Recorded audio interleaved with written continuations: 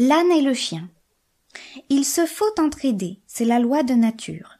L'âne un jour pourtant s'en moqua, et ne sait comme il y manqua, car il est bonne créature.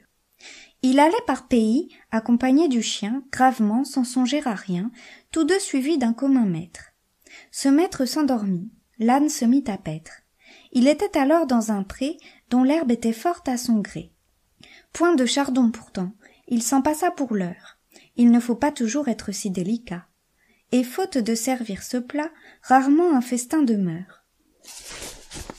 Notre baudet s'en sut enfin passer pour cette fois. Le chien mourant de faim lui dit « Cher compagnon, baisse-toi, je te prie, je prendrai mon dîner dans le panier au pain. » Point de réponse, mot.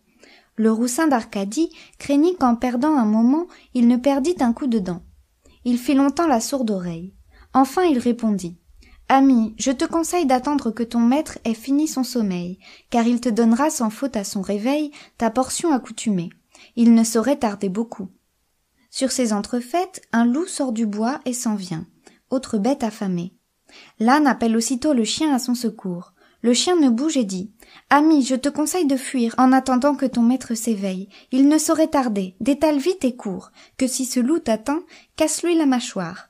On t'a ferré de neuf, et si tu me veux croire, tu l'étendras tout plat. » Pendant ce beau discours, Seigneur Loup étrangla le baudet sans remède. Je conclus qu'il faut qu'on s'entraide.